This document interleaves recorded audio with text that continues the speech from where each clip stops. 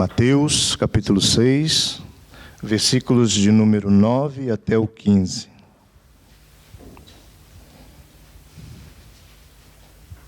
Amém, igreja? Diz assim a palavra do Senhor. Portanto, vós orareis assim: Pai nosso que está nos céus, santificado seja o teu nome. Venha o teu reino, seja feita a tua vontade, tanto na terra como no céu. O pão nosso de cada dia dá-nos hoje. E perdoa-nos as nossas dívidas, assim como nós temos perdoado aos nossos devedores. E não nos deixes cair em tentação, mas livra-nos do mal. Porque teu é o reino, o poder e a glória para sempre. Amém. Aleluia. Versículos 14. Porque se perdoardes aos homens as suas ofensas, também o vosso Pai Celestial vos perdoará a vós. Porém, se não perdoardes aos homens as suas ofensas, tampouco o vosso Pai vos perdoará as vossas ofensas. Até aqui, meus irmãos. Oremos. Nosso Deus e eterno Pai, nós somos gratos a Ti por estarmos aqui na Tua presença, sabendo, ó Pai, que não somos merecedores dela, mas pela Tua infinita graça, pelo Teu amor, pela Tua misericórdia e bondade, estamos aqui, ó Deus, que se renova a cada manhã. Por isso, ó Deus, Te agradecemos por esta festa espiritual, pois sabemos que nos céus os anjos de Deus também louvam juntamente com a Tua igreja, o Teu santo nome. Ó Pai, que o Teu Santo Espírito venha falar aos nossos corações através da mensagem desta noite. Assim nós Te pedimos e Te agradecemos em nome de Jesus. Amém. Você alguma vez já teve dificuldade de orar? Alguma vez você já declarou em público: não sei orar? Alguma vez você já pediu a Deus que o ensinasse a orar? Todas essas perguntas, elas se encaixam em nossas vidas em algum momento da nossa caminhada no Evangelho, da nossa caminhada cristã, da nossa caminhada com Deus. Principalmente quando falamos do início dela, do início da nossa conversão. E eu estou fazendo todas essas perguntas porque faço aqui um paralelo também com Lucas, capítulo 11, que também fala dessa oração do Pai Nosso. E em Lucas, capítulo 11, ele nos traz um detalhe que eu acho muito interessante. É que um dos discípulos de Jesus chega até ele e diz assim: Mestre, ensina-nos a orar como também João ensinou aos seus discípulos. E Jesus ali prontamente ensina os seus discípulos a oração que nós conhecemos como a oração do Pai Nosso. Talvez você possa perguntar: mas os discípulos de Jesus não sabiam orar? É claro que eles sabiam orar. Só que eles queriam orar como Jesus orava.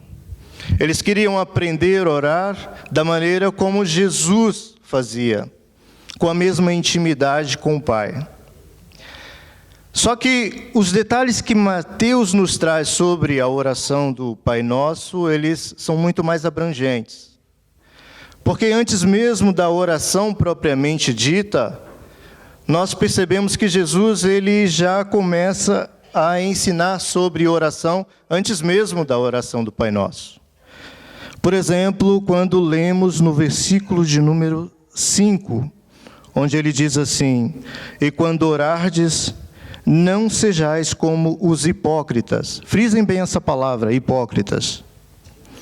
Pois se comprazem em orar em pé nas sinagogas, no nosso contexto, igrejas, e nas esquinas das ruas, para serem vistos dos homens. Em verdade vos digo que já receberam o seu galardão, a sua recompensa. Então Jesus aqui ele dá uma primeira dica de como não devemos proceder em oração. A segunda grande dica que Jesus nos traz aqui, o segundo grande ensino que Jesus nos traz aqui, está no versículo de número 7, quando ele diz assim: E orando, não useis de vãs repetições. Frisem bem essa também, vãs repetições, como os gentios, que presumem que pelo seu muito falar serão ouvidos. Portanto, Jesus aqui, ele nos dá essas duas grandes lições de como não devemos nos comportar em oração, com hipocrisia e com vãs repetições. Então, a partir daí, Jesus começa agora a ensinar a eles a oração do Pai Nosso, como lemos aqui no versículo de número 9. Portanto, vós orareis assim. Aqui está a direção que Jesus está dando. Jesus aqui está dando um caminho, uma direção a tomar. Não usando de hipocrisia, não usando de vãs repetições, mas vós orareis assim. Então ele começa a ensinar. Pai nosso que está nos céus. Essa primeira frase é uma frase interessante da gente já parar para meditar nela. Porque nós devemos nos lembrar sempre de que o nosso Pai está nos céus e de que nós estamos aqui na terra. Isaías capítulo 66, versículo de número 1, vai dizer o seguinte, Deus vai falar o seguinte: o céu é o meu trono e a terra é o estrado dos meus pés. Portanto, quando orarmos a Deus, devemos nos lembrar de que o nosso Pai está nos céus e os céus é o seu trono, e de que nós estamos aqui na terra, onde é o estrado dos seus pés. Portanto, quando nos dirigimos a Deus, devemos nos dirigir a Ele com humildade. Nós devemos nos dirigir a Ele com perseverança, mas, acima de tudo, devemos nos dirigir a Ele com humildade. Então, Jesus ele vai continuar falando sobre a oração, e nesse primeiro verso, quando ele diz, Pai Nosso, me chama também a atenção aqui, é que quando nós oramos a Deus, não devemos orar a Deus como se fôssemos filho único, mas como se fôssemos filhos que têm muitos irmãos. Não devemos orar a Deus como um filho mimado, mas devemos orar a Deus como um filho amado. A analogia que eu faço aqui do filho mimado não é que está errado o pai mimar o seu filho, ou a mãe mimar o seu filho. Mas a analogia que eu faço aqui do filho mimado é aquele que mima a si mesmo. É aquele em que a sua opinião está acima da opinião do pai. É aquele em que a sua vontade se sobressai à vontade do seu próprio pai. Portanto, não devemos orar a Deus dessa forma. Portanto, Pai Nosso que está nos céus. Santificado seja o teu nome. É interessante quando ele diz, santificado é o teu nome. Porque muitas vezes nós oramos a Deus, pedimos coisas boas a Deus, que são válidas. Como, por exemplo, olha, Senhor, eu te peço que me abençoes na minha vida, no meu dia, no meu local de trabalho. Que eu possa, ó Deus, cair nas graças do meu chefe, do meu patrão. Que eu possa ser uma referência no meu local de trabalho. Oramos muitas vezes, olha Deus, que eu possa ser um bom ministro de louvor na tua casa. Que eu venha conhecer a tua palavra de tal maneira que eu possa pregá-la, que eu possa anunciá-la, que eu possa ensiná-la. Todas essas coisas são válidas, são legítimas. O grande problema que se coloca aqui é quando dentro de nós há uma pontinha de vaidade. Há uma pontinha de vaidade, me fugiu aqui a palavra. E quando há isso dentro de nós, então as nossas orações tornam-se vãs repetições. Quando Deus observa a nossa oração dessa forma, então Ele enxerga em nós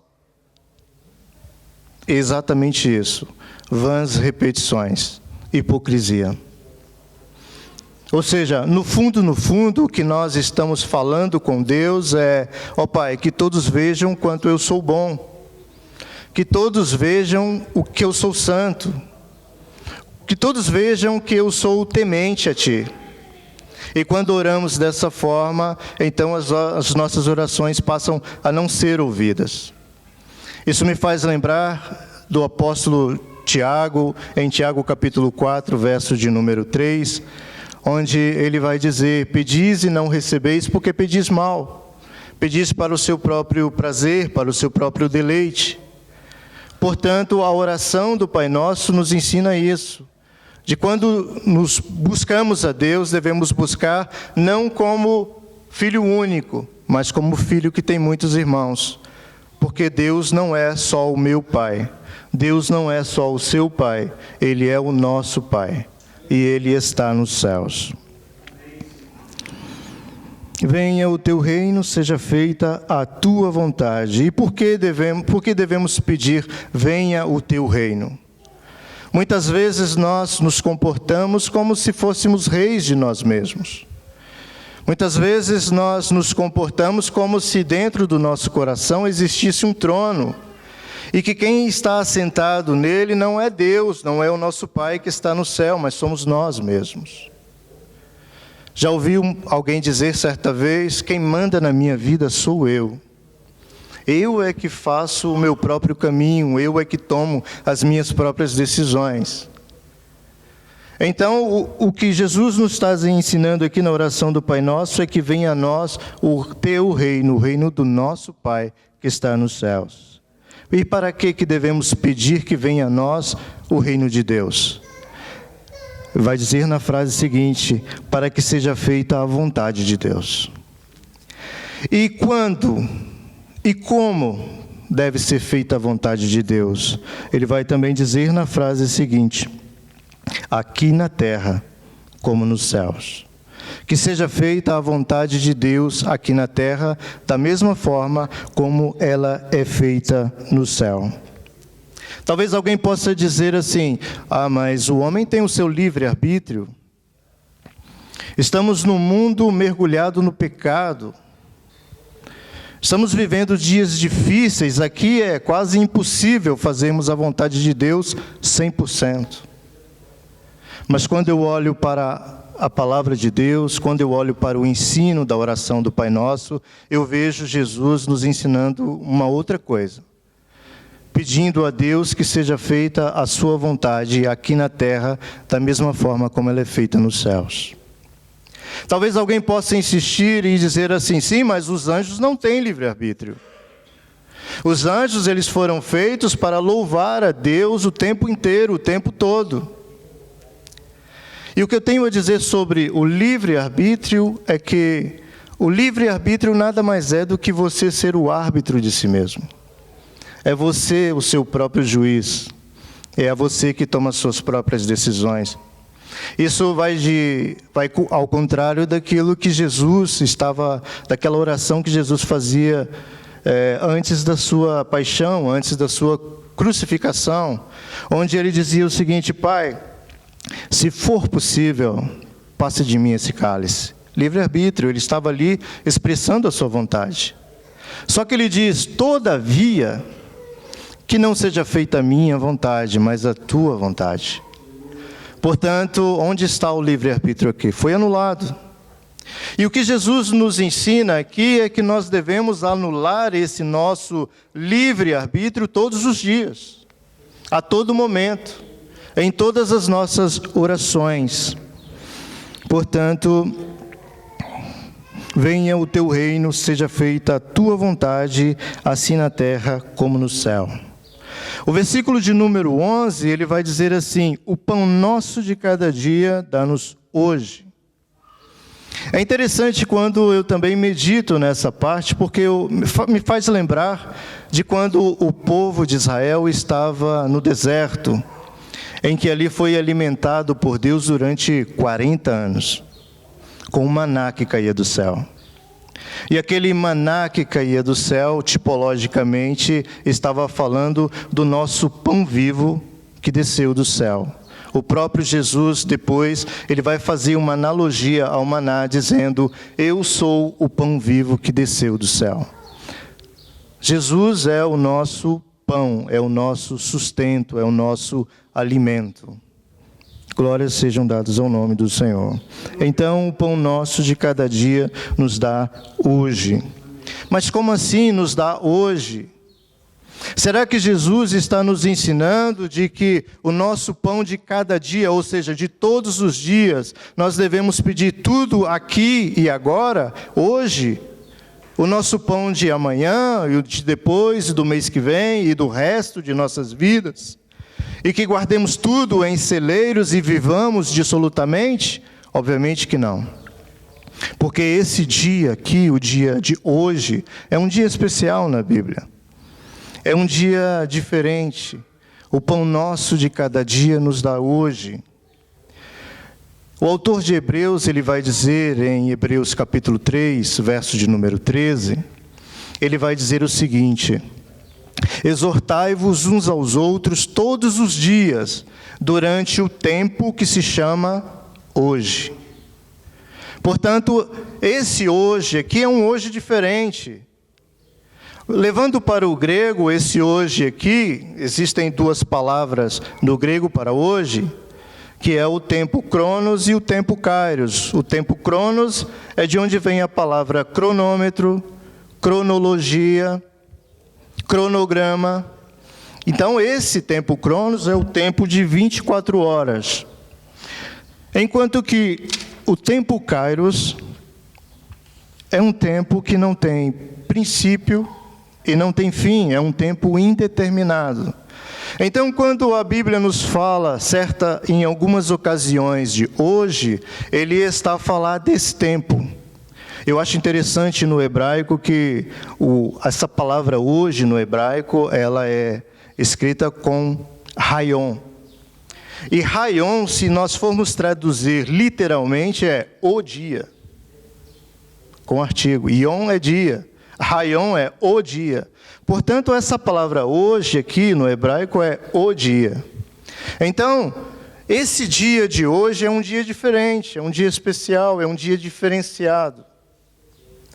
O autor de Hebreus vai dizer também sobre esse dia de hoje, ele vai dizer o seguinte, vou usar aqui as minhas próprias palavras, Hebreus capítulo 4, versículo de números 7 e 8.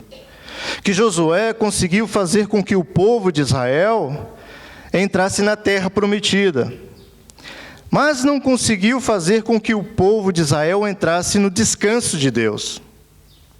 E essa palavra descanso no hebraico é Shabat, e Shabat também é traduzido como sábado. Portanto, o que o autor de Hebreus está nos dizendo é que Josué conseguiu fazer com que o povo de Israel entrasse na terra prometida, mas não conseguiu fazer com que o povo de Israel entrasse no Shabat de Deus, no descanso de Deus. Então, ele vai dizer que Deus estabeleceu um outro dia. Deus estabeleceu um outro dia. E esse estabelecer aqui é criar mesmo. Deus criou um outro dia. Deus decretou um outro dia. Talvez alguém menos apercebido possa dizer o domingo. Mas não é isso que o autor de Hebreus está dizendo. O autor de Hebreus vai nos ensinar que não é segunda, não é terça, não é quarta, não é quinta, não é sexta, não é sábado e não é domingo. Esse dia se chama hoje. E ele vai lembrar das palavras do salmista Davi, no Salmo 95, verso 7, onde ele vai dizer, se hoje ouvirdes a minha voz, não endureçais os vossos corações. Portanto, hoje é dia de salvação, hoje é dia de perdão, hoje é dia de alimento, e alimento espiritual. Hoje é dia do nosso pão vivo que desceu do céu, o nosso pão de cada dia nos dai hoje. Aqui e agora. E esse hoje aqui é um dia eterno, porque na eternidade não existe contagem de dias. Na eternidade todos os dias é um dia só. Hoje, o nosso pão de cada dia nos dai hoje, ou seja, nos dai eternamente e para sempre. O nosso pão de cada dia dá-nos hoje. Versículo de número 12, ele vai dizer, e perdoa-nos as nossas dívidas, assim como nós temos perdoado aos nossos devedores. É um pouco complicado isso aqui, porque ele está nos ensinando de que nós, quando orarmos a Deus, nós devemos dizer assim a Deus: perdoa as nossas dívidas, e dívidas aqui são pecado, é transgressão. Perdoa as nossas dívidas como nós perdoamos aos nossos devedores. Jesus, ele nos ensina uma parábola em Mateus capítulo 18, versículo de número 23 ao 35, ele vai dizer o seguinte, que certo rei, ele convidou a todos do seu reino para prestarem contas. E havia um homem que lhe devia muito. Então esse rei chega para ele e cobra: olha, paga tudo que você me deve. E esse homem diz assim: olha, mas eu não tenho como te pagar. Então o rei vai e prende toda a sua família para que ele pudesse sanar a sua dívida. Só que esse homem pede e implora para que fosse perdoada a sua dívida. E o rei, movido de compaixão, perdoa a dívida daquele homem. Acontece que, pelo caminho, aquele homem encontra um conservo, que também lhe devia. Então ele chega até este homem e diz assim: olha, paga-me o que você me deve. E aquele pobre homem vira-se para ele e diz assim: mas eu não tenho como te pagar. Perdoa a minha dívida. Só que aquele homem insistiu e açoitou aquele pobre homem até que ele pagasse a dívida. Os outros conservos que viram aquela cena correram ao rei e disseram: olha, rei, você não agiu de benevolência para com fulano? Agora ele está ali açoitando um pobre coitado que lhe deve. O rei ficou enfurecido com aquela situação, mandou chamar aquele homem de volta e disse assim: olha, a sua dívida comigo agora está restabelecida, você ficará preso aqui e só sairá daqui quando pagar o último centavo que me deve. E Jesus, ele finaliza esta parábola dizendo o seguinte: assim vos fará o vosso Pai que está nos céus, quando vocês não perdoarem aqueles que lhes devem. Portanto, o caminho, a porta é estreita mesmo, o caminho é apertado mesmo. Isso é evangelho. Estamos aqui para isso, devemos liberar perdão. Não para sermos salvos, mas porque já somos salvos. E esse comportamento entre nós deve ser um comportamento natural. Liberar perdão. Versículo de número 13, ele vai dizer assim: e não nos deixes cair em tentação, mas livra-nos do mal. Muitas vezes nós temos lutas, temos provas, temos tentações, muitas vezes, mas louvado seja o nome do nosso Deus que não caímos em nenhuma delas, porque é Deus que nos sustenta, é Deus que segura nas nossas mãos e nos mantém de pé, é Deus que nos diz: levanta e anda, é Deus quem nos diz: filha, vai em paz, a tua fé te salvou. É o nosso Deus que nos sustenta.